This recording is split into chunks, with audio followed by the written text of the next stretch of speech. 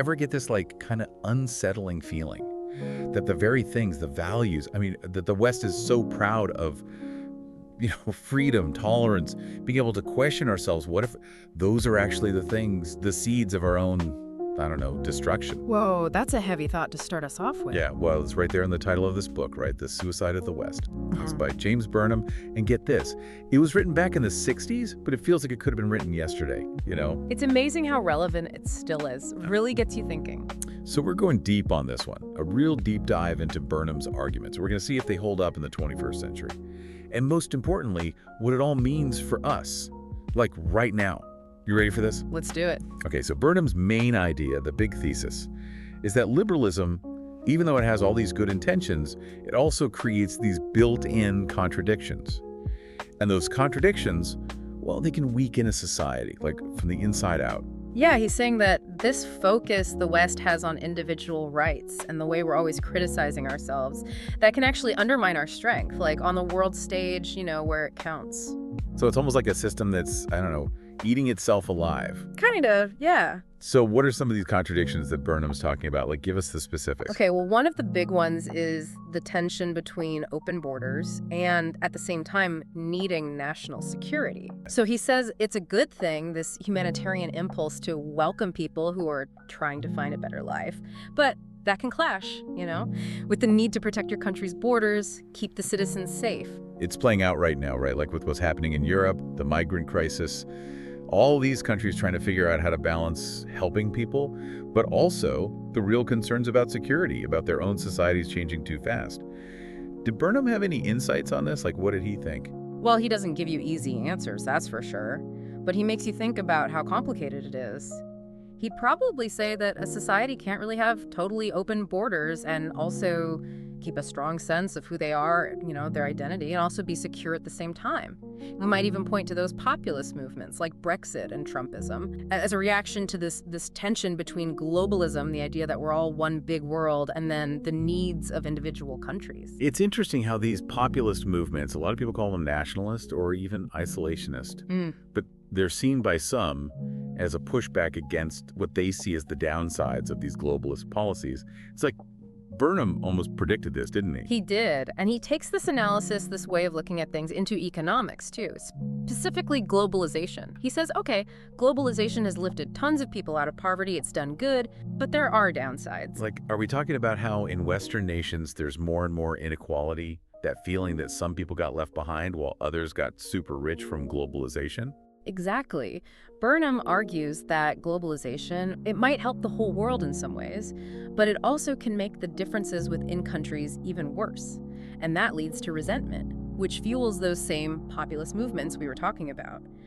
Burnham was brilliant at taking apart these big issues, how economics and politics and how people feel all mixed together. So it's not just about, like, open the borders or free trade, yay. It's about what happens because of those policies, the side effects that can unravel a whole society. But Burnham doesn't stop there. He goes into culture too, right?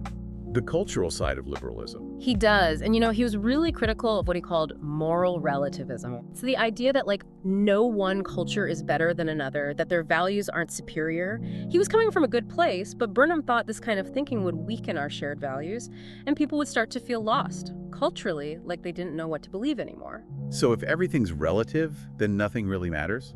Is that what he's saying? How does this moral relativism thing show up in today's world? Like, where do we actually see it? Think about all this cultural apology that's happening in the West. We're always looking back, focusing on the bad stuff from history, like colonialism and slavery. And yeah, it's important to own up to the past, to learn from it, but Burnham might say that when you focus only on the negative, that can lead to a whole country feeling empty, and they lose that shared identity, that feeling of, we're in this together, we're proud of where we come from. Like we're forgetting all the good stuff, the things Western civilization did right, all the achievements, how we shaped the world. Like we're only allowed to remember the bad parts. That's at the heart of Burnham's argument. He thought this constant self-criticism, combined with moral relativism, would create this emptiness, this vacuum where society loses its confidence, its purpose. Okay, so how does this connect to woke ideology, the term everyone's using these days? Would Burnham see that as part of this cultural self-doubt thing? Hey there, listeners. If you're finding value in our deep dives and want to dig even deeper, consider grabbing a copy through the Amazon link in the description below. And if you're an audiobook fan, you can dive in with a free 2-month Audible trial on us. Our gift to you. It's a great way to support the channel, explore amazing works on the go, and immerse yourself in these thought-provoking ideas. So, check out those links in the description, and thank you for supporting our work. And we'll keep the deep dives coming. I think he might. Woke ideology, with all its emphasis on identity politics and social justice, it could be seen as part of this cultural breakdown where things are fragmenting. It's great to want equality, of course, but Burnham might say that when you're always focused on which group you belong to, instead of the values you share as a nation, that can lead to division. It weakens the bonds that hold society together. So instead of coming together as a country, we're splitting apart more and more based on race, gender, all these different labels. Exactly. That's the danger that Burnham is pointing out. When individual or group complaints become more important than that shared national identity, then the whole foundation of society starts to crumble. Wow. That is insightful and kind of scary, if I'm being honest. It's like Burnham is peeling back the layers of liberalism and showing us all the traps that are hidden underneath. That's one way to put it. So what else does he warn us about? What other dangers did he see? Burnham says all this turning inward, focusing on criticizing ourselves and all our little fights, that can lead to what he calls the West in retreat. Basically, he's saying that because the West is so busy with its own problems, it gets hesitant to use its power, its influence out in the world. So instead of being strong and confident, leading the way, we're always second-guessing, like we're paralyzed by, the fear of making the same mistakes again. Exactly. That's a big part of what Burnham saw. He gives historical examples from back then, of course, but we can see it happening now too, right? Yeah, it's like we're so scared of being seen as the bad guys that we don't act strong, even when it's important to us, to our allies. And what Burnham might say is, all this hesitation leaves a gap. And other countries, the ones that aren't so full of self-doubt, they're going to fill that gap. He'd probably use China as the perfect example. China's definitely playing a long game, right? They're building their influence all over the world, while, like you said, the West is kind of stuck in its own mess. Didn't Burnham talk about energy policy too? How does that fit in with all this? He sees that whole push for green energy, even though it's for a good cause, as another part of this retreat thing. He'd probably argue that switching so fast to renewables, even if it means we're not energy independent or our economies suffer, well, that puts the West at a disadvantage. Especially when you see China, right? They talk about the environment, but they're still using tons of fossil fuels. It's a total double standard. The West hurts itself economically to be green, while other countries pollute like crazy. That's exactly the kind of point Burnham would make. He thought that if the West was going to be all idealistic about the environment, but the other big players weren't doing the same, it would weaken us, both economically and in terms of our global power. Makes you think. Burnham also talks a lot about those intellectual elites, the ones who shape how we think about liberalism. He's pretty critical, honestly. He saw this disconnect between these elites, these intellectuals, and what real life is like for most people. They're up in their ivory towers in academia or in these little bubbles promoting ideas that sound good but might not actually work in the real world. So they're coming up with stuff that looks great on paper, but doesn't actually work when you try to apply it to, how messy humans and societies are. That's kind of simplifying it, but yeah, you get the idea. He'd probably point to all these corporate ESG policies as an example. For people who don't know, ESG is environmental, social, and governance, right? It's how you measure if a company is being responsible, thinking about sustainability. What's Burnham's problem with that? It sounds like a good thing. Well, as Burnham might see it, the problem is that companies are pouring tons of money into these ESG things, even if it means they make less profit or their shareholders get less back. So instead of focusing on their actual business goals, they're spending resources on stuff that might not help the company or the people who own stock in the long run. It's like they're trying to look virtuous instead of actually making a real difference. Yeah, a lot of people criticize ESG for that reason, and Burnham would probably say it's another example of how these ideologies, these ideas pushed by the elites, can have bad side effects, even if the intentions were good. He's also critical of cancel culture, how it shuts down any real debate. Why did that bother him so much? Burnham was all about free speech, open discussion. He thought that being able to challenge ideas, even if they're controversial or offensive to some people, was essential for a healthy society. You have to be able to argue, to disagree. But these days, it feels like nobody wants to hear anything they don't already agree with. People are so quick to shut down other viewpoints. They use shame or pressure campaigns to silence anyone who doesn't follow the right ideology. It's like one wrong word and you're done. And that's exactly what Burnham was warning about. All this pressure to conform, to not say anything that might upset someone, it leads to people censoring themselves. They stop being curious. They stop questioning things. He thought a society that's afraid to have open, honest debates is a society that's starting to die. So big picture, is Burnham right? Are all his predictions about the West declining, are they coming true? It's a big question, isn't it? We've talked about a bunch of examples that seem to fit with what he was saying, but there's so much going on, it's hard to say for sure. Let's go through some of his main predictions. Like, he said that the West's dominance on the world stage would decline. Are we seeing that happen now? Well, the power balance is definitely shifting. China is getting stronger, both economically and militarily, and it's happening fast. Look at their Belt and Road Initiative, that huge infrastructure project going across continents.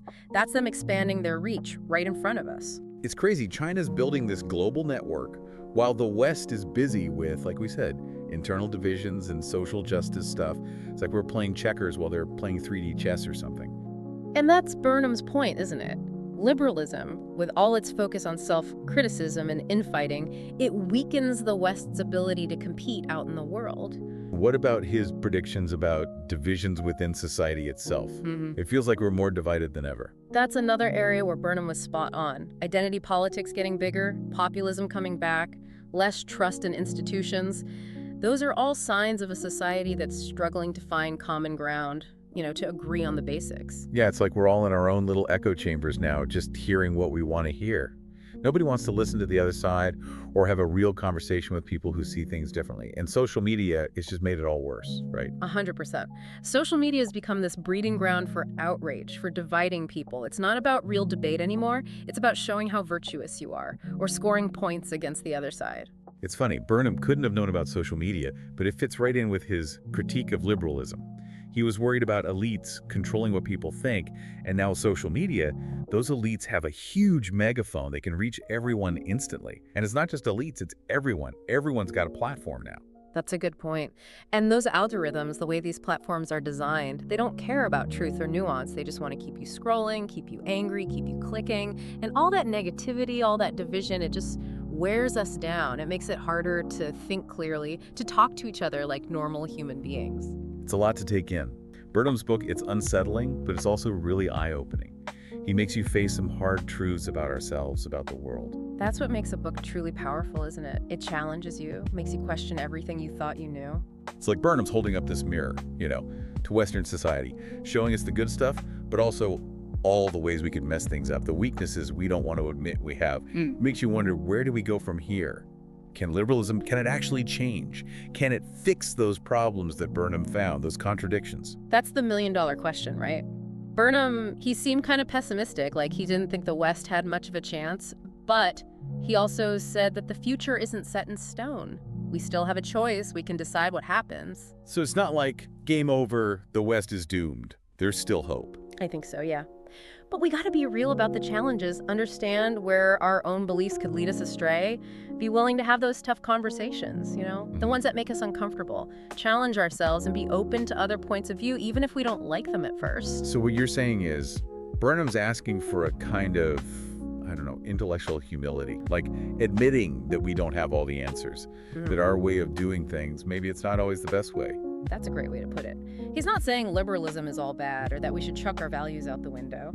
He just wants us to be more aware, to realize that even good ideas can have bad side effects, unintended consequences. And to be willing to change course, to adapt as the world keeps changing around us. I think one of the biggest things I'm getting from Burnham is we can't just assume we'll always be free. We got to fight for it, protect it, not just from threats outside, but also from, like we've been talking about, the rot within. Absolutely. Freedom, it takes work. It takes being willing to stand up for what you believe in, even when it's hard, even when people disagree. And it takes being able to have real conversations, to listen to the other side, try to get where they're coming from. This deep dive into the suicide of the West, it's been, wow, really eye-opening. A little scary, to be honest, but in a good way. It's definitely given me a lot to think about, and I bet our listeners are feeling the same. It's the kind of book that makes you think hard, it makes you question what you believe, and that's always a good thing. So if you're interested in this stuff and you want to dig deeper, I highly recommend checking out the book, The Suicide of the West by James Burnham. There's a link to buy it down in the description. It'll make you think, that's for sure. And probably spark some good arguments too, hopefully, in a good way. As always, thanks for joining us for the deep dive. And hey, don't forget to like and subscribe to our channel so you don't miss any of our, well, deep dives into all sorts of fascinating and sometimes controversial stuff. And if you know someone who'd enjoy this episode, share it with them. We're all about exploring the big ideas, the forces that are shaping our world, and we want to have as many people as possible join the conversation.